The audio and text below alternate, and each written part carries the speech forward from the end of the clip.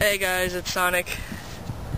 Now to start the video, I got a little sidetracked. I'm sitting down here and I just shut the camera off, and all of a sudden I picked it up and went to make sure it like saved it, and all of a sudden I look and there's these lights coming, like there's a car that pulls in. It starts coming down. I was like, alright, there's never a car that comes down here. And I couldn't see the vehicle, and I was like, but I know it's not a cop, and they never drive down in here anyway. And so I'm like, what the fuck? And all of a sudden I look, and I'm able to see, and all of a sudden it's fucking my buddy Donica. They pulled like come flying at me. I was like, before I even saw the side of the vehicle though, I'm like, shit, I'm gonna get robbed. I'm gonna get stabbed. I'm gonna get shot. I'm gonna get something. And yeah, turned out to be my buddy Donica. Like, just randomly fucking show up. And that must have been her, like, when I first showed up down here. There's a vehicle, like a car that pulled out, and then a red SUV, and I was like, oh, it kind of looks like Donica's, but I never know what it, for certain unless I see the front windshield, because she's got a fucking sticker on it. And, yeah. But anyway, so that was a little bit of excitement. And then her mom fucking called her home, because she's like, your cat shit on the couch. And they're making her go all the way fucking home to do it, but then, like, Cody's sister or whatever is like, oh, I don't. Where's that fucking guy in the truck? See, this guy, I don't know how well you can see him. That guy up there comes down here all the fucking time, and he gets in the trash bin.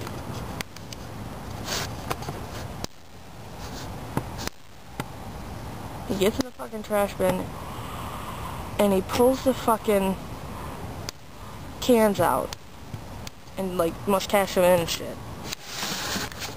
It's like, dude, you got a fucking vehicle. Obviously, you don't need money that bad, but whatever. I'd say leave it for the people that don't have money and don't have a vehicle, and can use the cans to cash them in for food, who are practically living on the street. Greedy old bastard. Any time that I fucking come down here.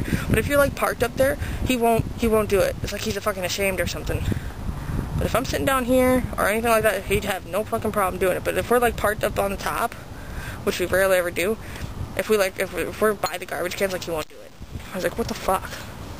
If you want the cans that bad, and you come down and get them and steal them all the fucking time. But yeah.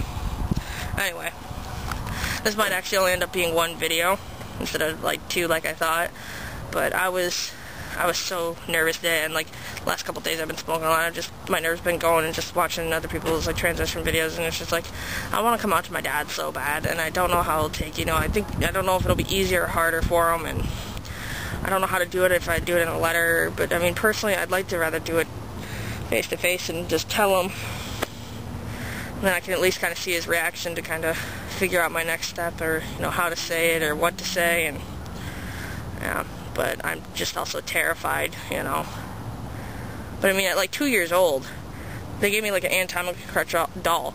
The first thing I did was lift up the fucking skirt. I'm like, come on. I mean, I played basketball. I got caught playing basketball when I was 14 with my shirt off with the boys, because like I had no chest in my muscle build, and I had short hair, and I just figured, oh, you haven't hit puberty yet. I know, but I got caught doing that by my grandma. That was wonderful. I miss those days. But, yeah. I was like, it's really been bothering me. I was like, I really want to come out at work, or, at least that'd be a place to start, because it's like my friends know next time to my work, and I don't want to have to worry about my job later down the road, and I asked, and I was like, and I talked to my supervisor, April, who's gay, and I figured, because all the other supervisors left for the night at like 5 o'clock. And I was like, if anybody's going to understand it, and that's going to make me feel more comfortable, it's going to ease it out for me, is April. And I came off my lunch break, and I had to pee really bad. I'm like, hey, can I talk to you in privately later? And she's like, well, how about now? Nothing like putting you on the spot. I'm like, well, I have to pee. I'll be back. So, yeah. I don't know. But, like, she came over and started talking to me, and I told her, and I was like, hey, like, feel, very much, like I'm transgender. I connect with the male outside, and I feel like it, and, and I don't like my body. I have a lot of body dysphoria and just all that good stuff. And she's like, well, it's actually, kind of obvious in a way. And she's like, it doesn't really surprise me. And she's like, oh, you started asking questions and everything else. And I was like, well, I just want to, she's like, I don't understand what, your question is about all of this and everything. I was like, I need to know now if it's going to arise a problem down the road. I was like, if I go to transition and everything, I was like, I don't need to be losing my job. Do I need to look for another job? Is that going to be something that I might have to think about? And she's like, well, you're not on a performance plan or anything, and she's like, you're not on an attendance plan or anything, right? And I said, no. She's like, well, she's like, your attendance is fine. She's like, you work overtime hours when they're mandatory. She's like, I don't know how many times you come in on your days off to help us out. She's like, I've personally called you, and she's like, and you're one of our top sales representatives, You're one of our top performers. She's like, you ain't got nothing to worry about. She's like, we have a zero tolerance policy here. She's like, obviously there's quite a few people here. Well, a lot of them left or quit or something happened where they got fired for some reason. Which actually, it was a legitimate reason, not because, you're gay or anything like that. It's a really cool place, but it's like, I was so scared, like, in a way. I was like, I just don't need to do anything to jeopardize my job right now. Not when I'm trying to get on my feet and everything else and get out in my apartment and shit. And, yeah. I told her and everything else, and she's like, hey, when the time comes and you do make the decision, you want to transition. She's like, we'll kind of cross that bridge when it comes. She's like, we don't have to do anything or send anything out. We can send an email out, if that'd make it easier in a way. I say, here's the deal, and I told her, I was like, well, if we do that, it's like, if you want to set up a thing for, people who have questions or something like that, I was like, I just don't want to make a bunch of people feel uncomfortable, which will cause, confrontations and everything else in at work, and then cause me to end up, losing my fucking job or something. She's like, you know what? She's like, you've been here so long, you never cause no problems and all that other stuff that I said before. And she's like, you don't even have to worry about it at all. And she's like, I think it's really cool, She's like, if you're going to go through it, she's like, you ain't got to worry about it here. She's like, you don't want to be a fucking snitch.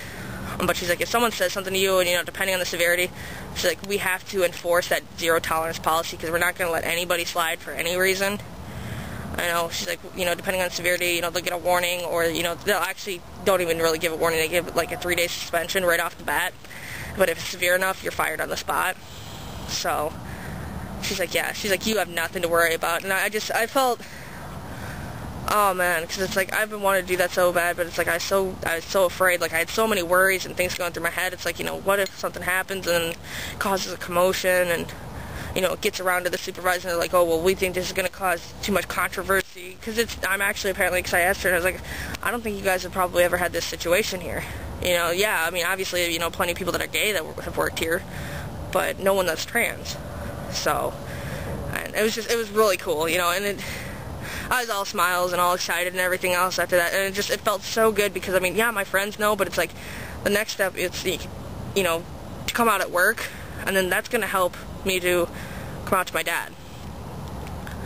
I'm just more worried about, because he's going to probably feel obligated to tell my grandparents, and, I just feel that, I wanted to wait to transition and everything because it's like I feel, I put enough stress on him, coming out as gay and everything, and I just don't want to, put them through anything more.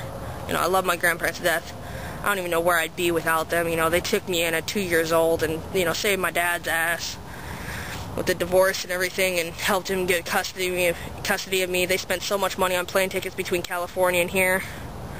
Just everything, and I can't say enough for that. I know we don't all see eye to eye, especially my grandpa, because he likes to label me like I'm my mother. I'm not. I've never met her. It's like I don't know her. Yeah, now I've started talking to her, since I've got older.